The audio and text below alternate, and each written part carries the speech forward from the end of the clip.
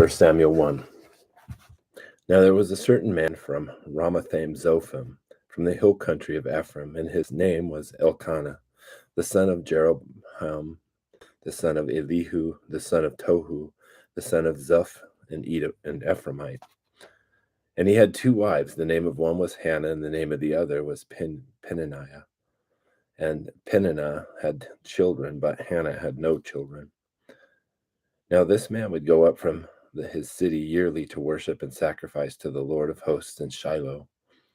And the two sons of Eli, Hophni and Phinehas, were priests to the Lord there. And when the day came that Elkanah sacrificed, he would give portions to Peninnah, his wife, and all her sons and her daughters. But Hannah he would give a double portion, for he loved Hannah, but the Lord had closed her womb. Her rival, however, would provoke her bitterly to irritate her, because the Lord had closed her womb. And it happened year after year, as often as she went up to the house of the Lord, she would provoke her. So she wept and would not eat. Then Elkanah, her husband, said to her, Hannah, why do you weep, and why do you not eat, and why is your heart sad? Am I not better to you than 10 sons? Then Hannah rose after eating and drinking in Shiloh. Now Eli the priest was sitting on the seat by the doorpost of the temple of the Lord. And she, greatly distressed, prayed to the Lord and wept bitterly.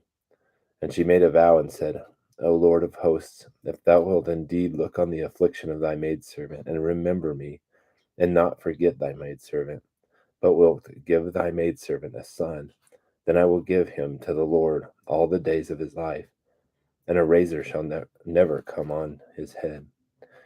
Now it came about, as she continued praying before the Lord, that Eli was watching her mouth.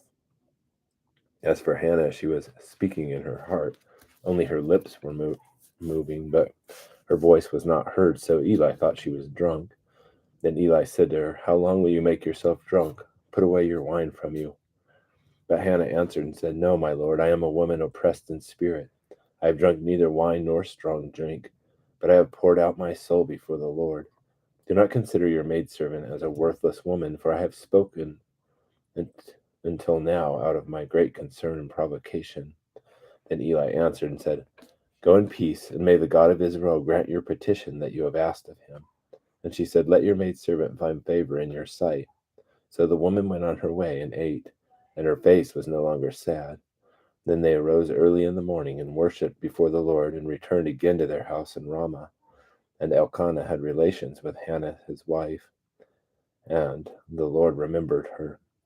And it came about in due time, after Hannah had conceived, that she gave birth to a son, and she named him Samuel, saying, Because I have asked him of the Lord. Then the man Elkanah went up with all his household to offer to the Lord the yearly sacrifice and pay his vow. But Hannah did not go up, for she said to her husband, I will not go up until the child is weaned. Then I will bring him, that he may appear before the Lord and stay there forever. And Elkanah her husband said to her, Do what seems best to you. Remain until you have weaned him. Only may the Lord confirm his word. So the woman remained and nursed her son until she weaned him.